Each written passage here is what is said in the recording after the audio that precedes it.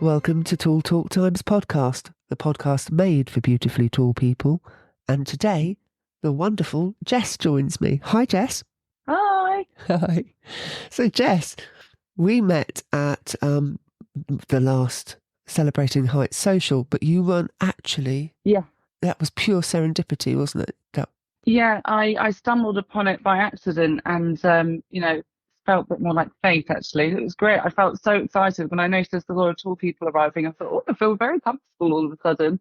And then and it was great meeting everybody. It was a real highlight. It's one of the reasons why we choose venues and we have a little area off of the main venue, but so we can still mix with regular customers. Yeah. And then all of a sudden, you looked at me and I looked at you like, are you here for us? No, but who are you? That was great. How tall are Really you, good Jess? fun. I'm 6'4", and I actually haven't had myself officially measured in a long time. But I can't imagine I've gotten any taller. It's I am 28, so I hopefully has finished growing by now. Yeah. But listeners, Jess has a very special story to share with us because, Jess, you have experience with growth therapy, don't you? Yes, so I started having some very extreme growth spurts, sort of between the age of 5 and 6, and I shot up to I hit 6 foot by the time it was just before my 10th birthday. Wow. And I started having sort of really severe growing pains. I know a lot of people experience this as well. I had dislocating knees as well. So I Knees. started to notice I was having a few kind of medical side effects of the rapid growth.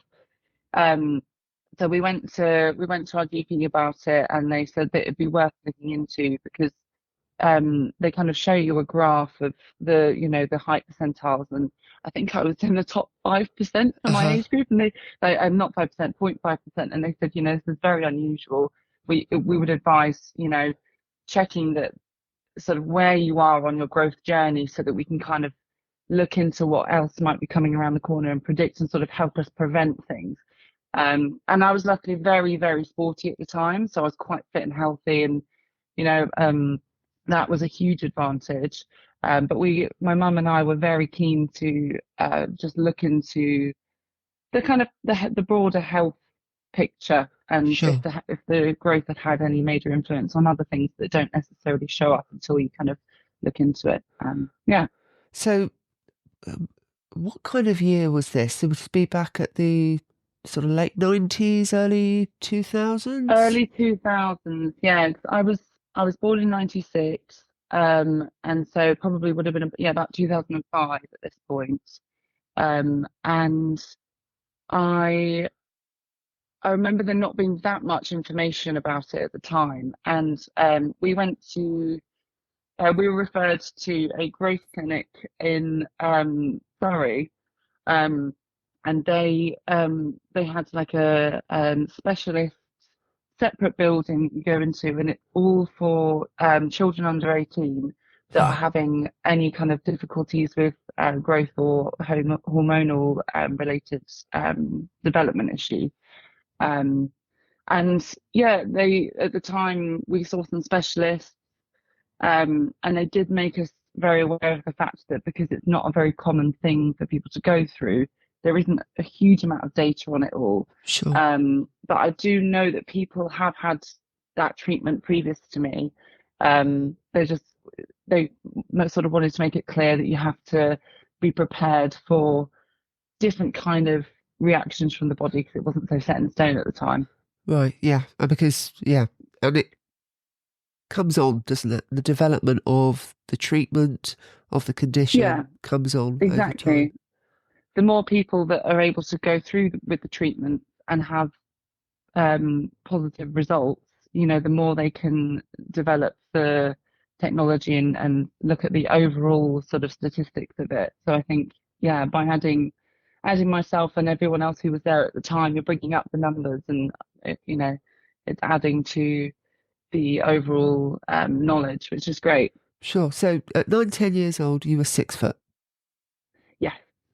Okay. And that you can imagine that being quite an interesting experience. Uh-huh. Um, I remember when I was in my primary school, which you leave at 10 years old, I was so tall that I didn't fit into the school uniform, and the manufacturers couldn't physically produce the uniform big enough for me because the machines they had, only put it together for children's size clothes. Uh, And so I had to wear my own clothes, even though everyone else was in school uniform. And I had to have a special table yeah. that was an adult sized table. And usually at that age in my school, between every lesson, you kind of move and sit to a different part of the classroom. And everyone found it very exciting that I got to have my special table and chair that I could just sit at all day, and everyone else was, running around trying to remember where they're supposed to be sitting, and I go, oh, I can just relax. This is great. So one of the positives. That's good. Exactly. And it's good that the And school supported you and gave you, I mean, I know now that we yeah, still have problems getting the right the table and yeah. chairs for students. So that's brilliant. Yeah, another thing I found quite interesting was at the time trying to find school shoes that would fit the criteria, because schools can be very strict on, Very you can't particular. ha Yeah. yeah, you can't have Velcro, you can't have a heel, you can't have this. And I remember us going with my mum to there was a shop which was called After Eight. I think it was Yeah. based sort of South West London or Surrey area. And the only shoes they had in my size that were very comfortable for me to sort of walk around in had the slightest heel, which obviously I wasn't bothered about at the time either, because I was already so tall, it was Sure. putting me further away from my friends. But I remember getting in trouble at school because my shoes didn't fit the criteria. Oh, My mum that's sort of going, daft. yeah, it's like, well, there's not really much else we can do about it, to be honest, because they wouldn't let me wear boys' shoes either. Oh, So I was a bit stuck. yeah, yeah. So hopefully they relented and let you wear the only pair of shoes that you could actually find that fit. Eventually, they did give in, but it was interesting that at the beginning, they would call my mum and just be having, meetings and discussing that it's not appropriate for me to wear a shoe with a slight heel. And Oh, you go, oh, what a we waste know of this. time. Yeah, yeah, absolutely. So when you went to secondary school, were you already having treatment? What's the process for the growth therapy? So, when I was first introduced to the specialists at the growth clinic, they did a series of tests, blood tests and X-rays specifically over a period of time. I think that took about 6 months at the beginning, and they basically they measure the level of growth hormone in your blood, and they look at some other things which I can't quite remember. But then they also, when they X-rayed your body, they would look specifically at areas like wrists Hands and and feet? yeah, and hands and feet. And they explained to me that apparently through the type of X-rays they were doing, they could see how sealed off your bones were, sort of in your joint areas, and that's an indication as to how um, sort of completed your growth is. How much growth do you Um, have left? Yeah. yeah, and so after that first 6 month period, there was no treatment at the beginning. It was just observations, and they sit you in for a meeting, and they also checked um, other things like blood pressure and my heart. They looked into checking other organs and whether they had sort of, slight misplacement or whether there was pressure on them in any way, just to kind of observe that as well. Good. And they kind of give you this overall results meeting. And I remember the thing that stood out to me the most was everything sort of printed out on paper to show you. They didn't really show much on a computer at that point. Yeah. And they had a growth chart where they had sort of like the average person's growth for my age, and whereabouts, usually someone would be on their journey, Yeah. and it had a scale for height as well. And in order for them to add me onto the same chart as the sort of the mean average height for a female of my age, they had to stick another piece of paper on top of the Oh, bless. chart and extend the graph. Yeah. And I just remember that making me laugh in the appointment, going, "Oh, that's funny. We couldn't just scale it down." They said, Mm. "No, we print it out to a certain size, and we just had to extend the graph." I thought, "Yeah, it's quite funny." But they Sellotape. were very positive. Yeah, they were sort of, they were very, very supportive of me being so tall, and they were very encouraging. And at the time, I did struggle with confidence and with my height, so those appointments did actually make me feel much better because they were always lovely about it. And they almost said it, you know such an amazing thing to be going through, especially because my body was able to cope with it, and that my health otherwise was quite good. So they were really good, so they're very positive. Well, you are beautifully tall, Jess. Well, you're Thank beautiful and you. beautifully tall. So you're blessed in many ways. But for them to be positive about height, it really does help, doesn't it, when you're in that Yeah. situation? And then once we had that consultation, they sort of discussed the options, what they would suggest. They kind of gave an indication as to how far along I was on my growth journey, and they suggested that I was not quite at the end, and they had predicted my final height, if I had not had any treatment, would be sort of anything around 6'8" and maybe a few inches above. And they said that the implications of that mean, obviously other tall women will say the same, and tall men, that you do just find it a little bit more tricky with, door frames, Yeah. sitting in cars, finding clothes. And their main concern wasn't that, but more the other implications that it would have on my health. And they were suggesting that, because I had my dislocating knees, they said that would become worse. They'd be worried about shoulders as well, and um, my blood pressure and my heart. And they kind of said that it's not definite that these problems would develop, but there's a strong sort of risk factor with that. Okay. And then they explained the possible hormonal treatments that they could give me, and the possible kind of risks that came with that as well. And we sat with my mum for a while and kind of weighed the two up, and we thought that the risks that came with the treatment seemed a lot less. And also from a mental side of things and a physical side of things, we felt that my life could be slightly easier if I was to be that little bit shorter, which I know is, all negative, and, oh, Well, being a little no. bit smaller, it makes life easier. But we as tall people know that, Yeah. you do come across these challenges, and to minimize those challenges would probably be helpful in the long term. Yeah, Um, absolutely. So, I mean, the difference between 6'4" and 6'8" and above yeah. is quite pronounced.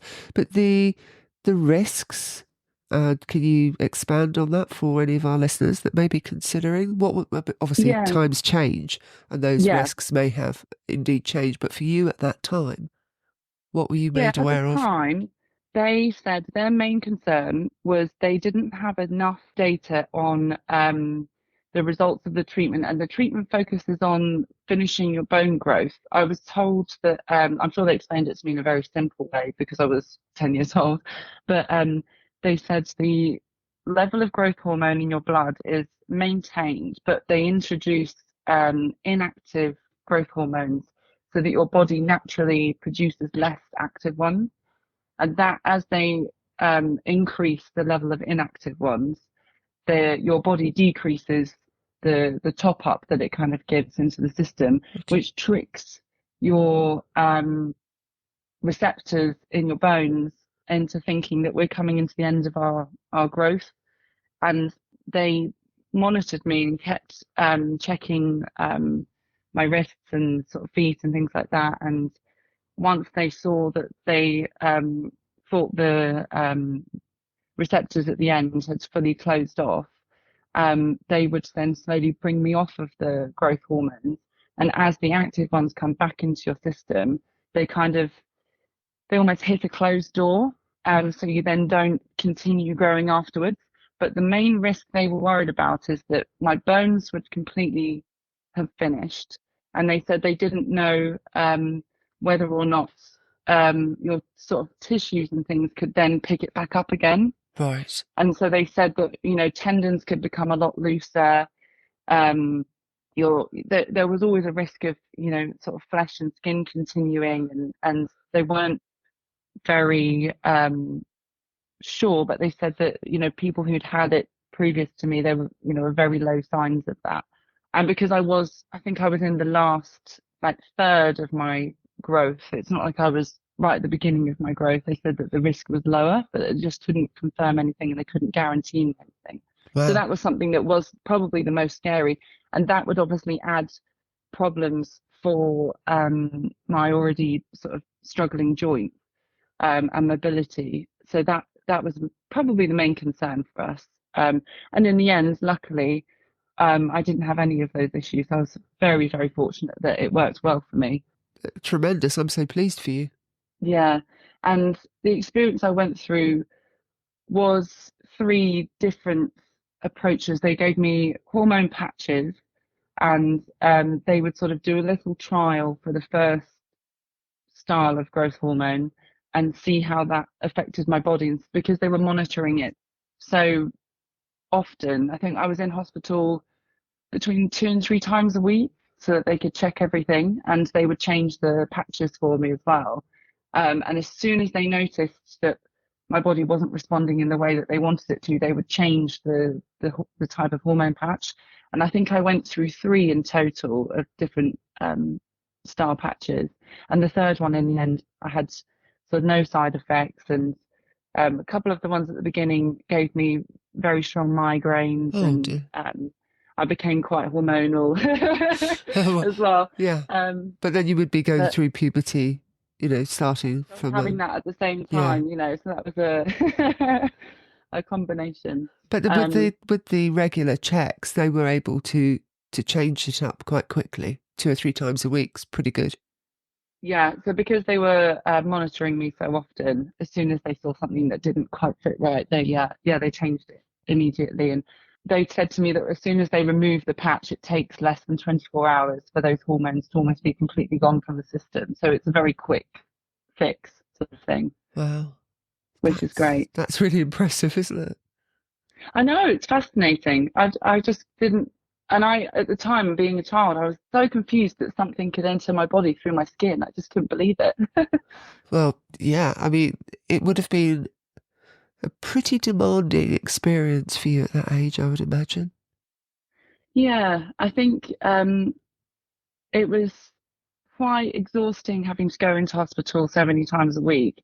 They also they also said that they didn't know the effects that, I mean, I was 10 years old, so I personally wasn't going through any risk at this time of becoming pregnant, but they said to cover themselves, they they wanted me to go on a contraceptive pill because they didn't know if it would have any effect on a pregnancy.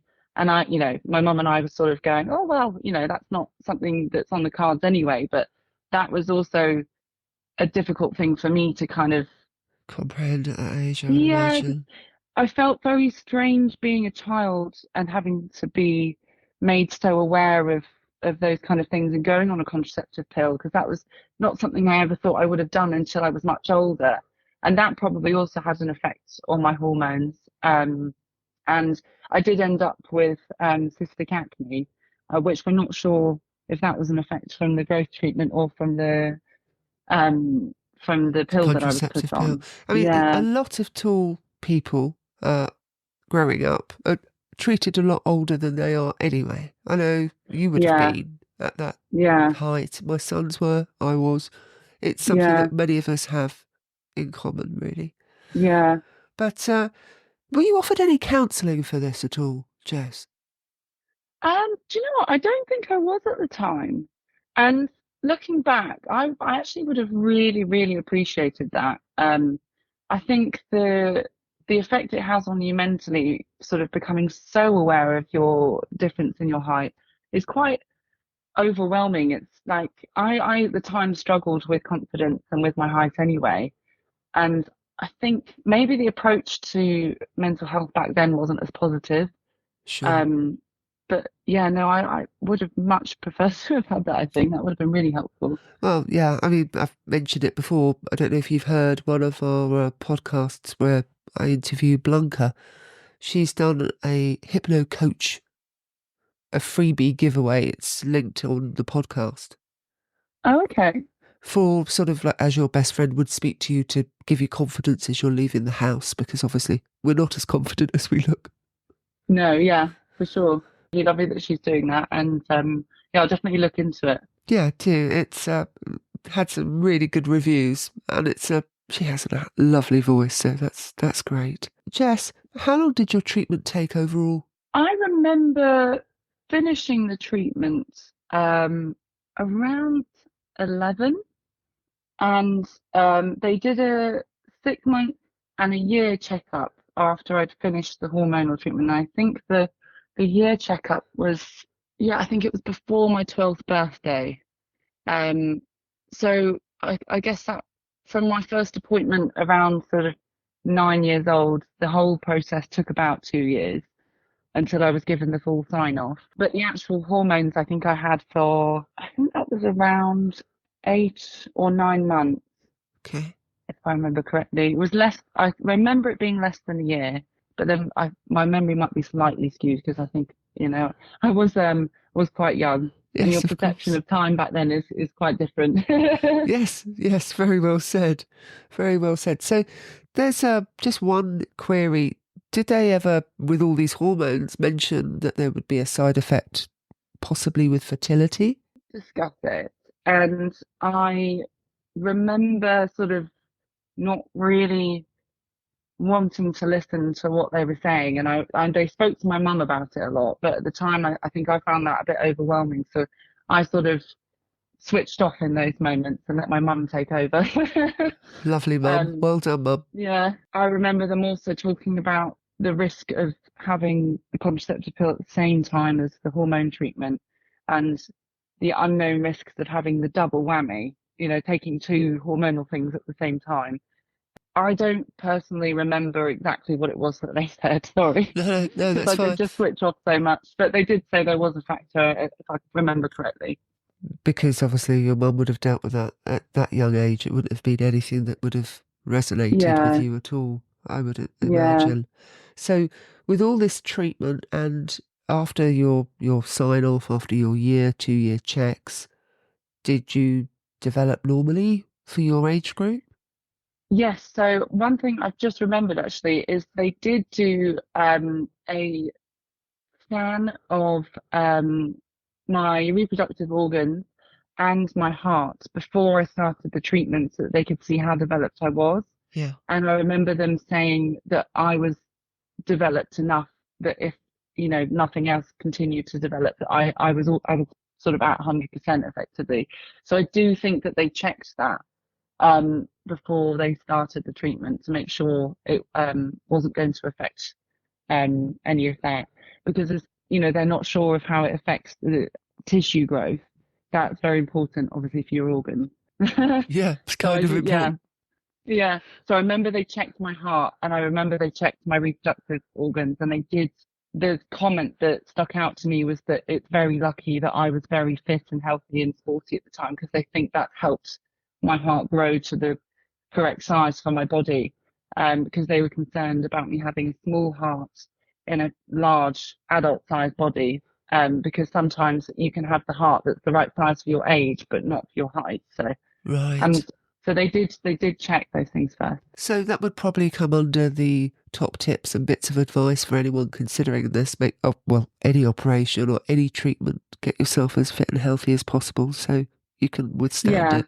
And I think sort of being as honest and open as you can about your lifestyle and any problems you think you have. I remember at the time I used to get lots of blackouts if I stood up too quickly and all those kinds of Yeah. things. And I remember being embarrassed about it at the time because I thought, oh, it's probably just something that I'm doing wrong. And the moment I mentioned it, they go, that's great, right? We need to check your blood pressure. We need to make sure your heart is definitely right. We need, and then that you're covered. And I think, yeah, not having any shame is also very important because they are professionals and they want the best for you. Well, that's why Yeah. you're doing such a brilliant job now. We don't know how many listeners will tune into this podcast with you, Jess, but if this conversation helps one person be a little bit more informed, then great. Yeah, no, I hope so. And also, maybe some people might not be aware of the fact that this kind of treatment is available and the positive it can have to someone's life in the long term. If anyone else can have the same experience as I did and therefore save the risk of further issues developing and making your life slightly easier, that would be amazing. Yeah, and as you said at the start of the podcast, 6'4", great. 6'8", people that make 6'8" and they're happy with it, wonderful. But if there's an option that makes your life easier and doesn't impact your body quite so badly. Yeah, exactly. And I don't have any regrets doing it. I think it was definitely the right decision for me, and I felt very supported all the way through it. So I was very happy with the way the hospital dealt with it. Oh, that's brilliant news. Do you have any advice, Jess, for anyone who's considering the growth therapy process? I would say speak to a GP. Anything that you're not sure about, make sure you highlight it and make yourself as informed about everything as possible so that you and your GP or specialist are on exactly the same page. And if you're happy with everything, that's the most important thing. Sure, discuss it with your family. Make sure you have a good support network as well. Sounds like Exactly. your mum was amazing for you. Yeah, my mum was super, super helpful and supportive with me. If you do have any family that can go with you to these appointments as well, I think it's helpful to have someone absorb all this information with you. Yeah, absolutely. Most Yeah, things, but especially something as life-changing as this. exactly. Yeah. And as for your 6'4", beautifully tall self, are you comfortable in your height now? I'd say now I am, yes. It took a very long time. I struggled a lot as a teenager, but I had, as we said before, a very supportive mum. She did help me with finding some good mental support when I was going through the trickiest period. And I think once you get past education and school, where some people might not be as kind, Yeah. and you go out into sort of the working world and you realize that actually most people are fascinated by it rather than negative about it. You learn to love your height, and I'm very proud of it now. And I do, Good. I prefer to, I like the little quirkiness that comes with it, and I like to laugh about it. And I think it's good fun. It can be struggling, but at the same time, I wouldn't change myself at all. No. Well, you don't need to, Jess. You are beautifully tall. You're a lovely person, and Oh, thank hopefully, you. well, thank you so much for sharing your growth experience with us. No, it's been a pleasure. Thank you so much. And hopefully, we'll see you at the next Celebrating Height monthly Yeah. social. Yes, absolutely. I've seen there's an axe throwing event which is looking very exciting, so I might try and sign up for Yeah, that. there's one actually in London, and there's one in Doncaster. We're spreading ourselves around, and there's a few more events coming up at Bath. But yeah, do join us with the axe throwing. I was actually wondering, because I think I'm the tallest of us axe throwers, um, whether it's going to be easier or harder because of our long limbs. Yeah, yeah, that would be an interesting study, actually. And yes, and then after the axe throwing, then we have some drinks by the River Thames. So How that, exciting! yeah, that's good. But the next Celebrating Height monthly social, the details are on our Facebook group and LinkedIn from our Instagram and our Facebook page. Fantastic, yeah. So hopefully we'll see you there, Jess. And yeah, thank you ever so much for joining us. It's just an incredible journey, and I am No, thanks for having me. so pleased to be able to bring something a little bit different to the podcast. So thank you, darling. That's lovely. No, it's been lovely talking to you. Thanks, Letty. Okay, thanks. Bye, guys.